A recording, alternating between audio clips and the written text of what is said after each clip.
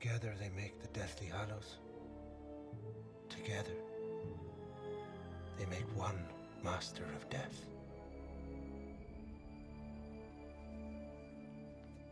Hey guys, and welcome back to the show. I was right about to get underway in starting the biggest Harry Potter theory that I've ever launched on this channel.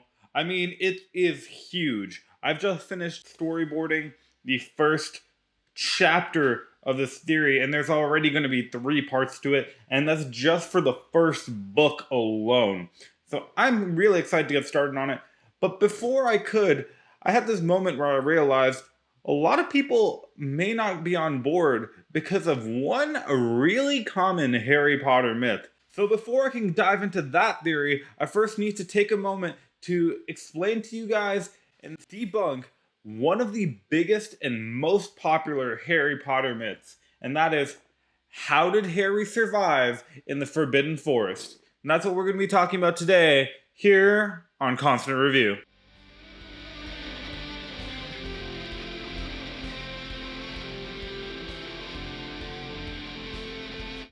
So, unlike usual, this actual theory is not a theory at all. This is Harry Potter canon, straight from the words of JK Rowling, and very much directly stated in the books. A huge portion of the Harry Potter fandom completely gets this aspect wrong of the Harry Potter story.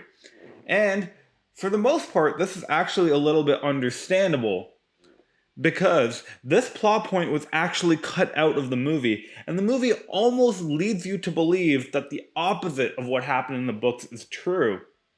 So to all the book fans who are watching this, I apologize for distracting you with the answer that you probably already knew because it's stated very explicitly in the books, but we're going to talk about exactly how Harry survived in the Forbidden Forest.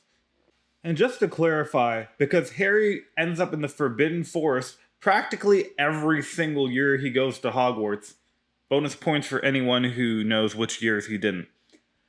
We're talking about in Deathly Hallows, when Harry finally goes and approaches Voldemort, and he goes without his wand, and finally confronts death.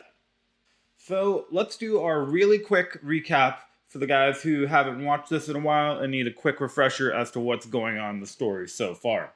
Towards the end of Deathly Hallows, Harry finds out that Voldemort, who had been so intent on creating Horcrux after Horcrux, had managed to fracture and crack his soul to the point where when he tried to commit an act of true horror, an act of infanticide, his soul broke apart without his knowledge and a piece of it latched on to Harry. This unintentionally made Harry the 7th Horcrux, and thereby protecting Voldemort's life as long as Harry existed. After discovering this, Harry found out from Prince's Tale that the only way to defeat Voldemort was to in fact go up to him and allow Voldemort to take his life. So in the 3rd to last chapter of the entire book series, Harry finds himself walking into the Forbidden Forest for the last time, and he approaches Voldemort, ready to finally die and end his story. But, alas, this is not what ends up happening. Despite the fact that Harry goes into the Forbidden Forest with the express intent of dying, so intent that he didn't even have his wand out, instead had it stashed within his cloak, Harry still somehow survives, despite making absolutely no attempt to defend himself from Voldemort's unblockable Avada Kedavra killing curse. However, instead of dying, Harry is transported to a kind of magical limbo that he describes as looking a lot like King's Cross Station in London, and after a heart-to-heart with his deceased mentor, he returns to the world and is able to finally defeat Voldemort in a last confrontation in the Great Hall with all the remaining members of Dumbledore's army, the Order of the Phoenix, and all the people who had come to fight and win in the battle of good versus evil. But why did he survive? The Avada Kedavra killing curse is unblockable. We hear this about it the first time we learn about the spell in Goblet of Fire. The killing curse. Only one person is known to have survived it. And he's sitting in this room. It is completely unblockable and no one can survive it. The only person in all of history who has survived this curse was Harry, who did it on the day that both his parents had died because of his mother's sacrifice was able to protect him. But why did he survive again this time? After all, even Harry made the point that there was no one going to die for him this time. There was no one who's going to be able to give him the sacrificial protection he needed to survive this curse. So why did he survive? Well, the answer the movies lead us to believe is that it's because of the Deathly Hallows. Together, they make one the master of death. Okay, I got a little carried away there. Technically, what Ollivander says in the scene is completely correct. You are technically correct. The best kind of correct. However, not in the way you might think. This scene sets it up for people who have only ever seen the Harry Potter movies to believe that if you get all of the Deathly Hallows and you become the master of all of them, that allows you to become the master of death and thereby immortal. Immortal? It means you'll never die. I know what it means. However, we find out at King's Cross in the second to last chapter of the book series that this is actually not what the phrase Master of Death was meant to mean. As the ghost or spiritual embodiment of Albus Dumbledore tells Harry at King's Cross Station, or at least the ghost's spiritual embodiment of King's Cross Station, that Master of Death does not mean what everyone thinks it means. The Master of Death, the true Master of Death, is not someone who is immortal and has defeated death, but instead someone who has defeated the fear of death and no longer fears death controlling their life and is willing to accept it as an inevitability. Thereby, that person has conquered death in the form of having transcended it. So, if the Deathly Hallows aren't what kept Harry alive in the Forbidden Forest, what did? Why didn't he die?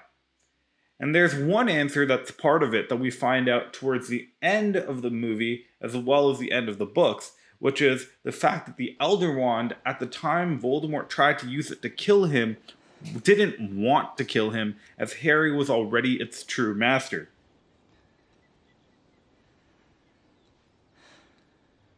Why didn't it work for him? The Elder Wand. It answered to somebody else. When he killed Snape, he thought the wand would become his. But the thing is, the wand never belonged to Snape. It was Draco who disarmed Dumbledore that night in the astronomy tower. From that moment on, the wand answered him.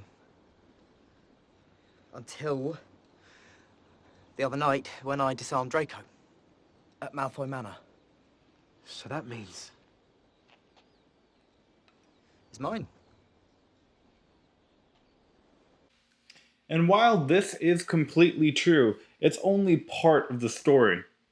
In the Harry Potter book series, it's very clear that the only way anyone has ever survived the Avada Kedavra killing curse has been through sacrificial protection. And it isn't quite until Order of the Phoenix that we actually find out exactly what this means. In Order of the Phoenix, Dumbledore explains to Harry that his mother's sacrifice has the power to stop Voldemort from being able to hurt him. However, there are plenty of other people who want to hurt him as well. Any one of Voldemort's followers would still be able to hurt him. So, in order to prevent this, he doubles down on Lily's sacrifice by enhancing that power by putting him in the care of his relatives and adding his own protection to it. This stops anyone, including any of Voldemort's followers, from being able to hurt Harry as long as he returns home at least once a year to the place where his mother's blood dwells. But this leaves it a little ambiguous as to what level of protection is coming from his mother's sacrifice and what level of protection is coming from Dumbledore's additional contribution. And it isn't until Deathly Hallows where we find out the answer to this question.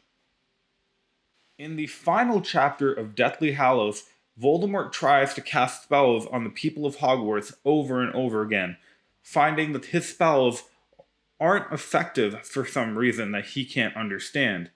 And the reason that Harry explains at the end of the book is because Harry died to protect those people. Harry died to protect all his friends and loved ones in Hogwarts, and therefore they all have sacrificial protection from Voldemort now, and Voldemort can no longer hurt any of them. Which means the part of sacrificial protection that only protects people when you're under the age of 17 is one of the aspects that Dumbledore baked into it. Sacrificial protection works perfectly well on adults. It just doesn't have the extra bonus that Dumbledore added to it that keeps away the followers of the person who tried to hurt you. Which means Harry still had the sacrificial protection his mother gave him, protecting him from Voldemort when he entered the Forbidden Forest. And what are the conditions that make sacrificial protection work? Well, as Dumbledore tells us very specifically in Order of the Phoenix, as long as Harry returns home once a year to the place where his mother's blood dwells, he will be protected. And where does he return at the end of Deathly Hallows? Hogwarts, the place that Harry and Voldemort have always considered home. And in the stroke of perfect planning by our genius professor Albus Dumbledore, Voldemort was foolish enough to use Harry's blood in order to reincarnate himself. And since Lily's blood flows within Harry's veins, after his reincarnation, Lily's blood also flows within Voldemort's veins. Therefore, there are two people keeping his mother's sacrifice alive and guaranteeing that Harry will be safe from any attack that Voldemort tries to throw at him. And just as I promised, this isn't a theory. This is an actual fact that JK Rowling confirmed shortly after the Deathly Hallows book was released over the confusion as to what was keeping Harry alive. And so guys, if you didn't know before, now you know. The reason why Harry survived in the Forbidden Forest was because of his mother's sacrifice being kept alive by Voldemort's blood. So guys, did you already know this, or this is brand new information to you? I hope you guys learned something, and if you did, feel free to hit the like, subscribe, and comment all up down there. And if you did already know this, go check out my video on 5 Harry Potter backstories you may never have heard before, because I hope at least one of them will be completely new to you. Anyways, see you in the next video. Bye.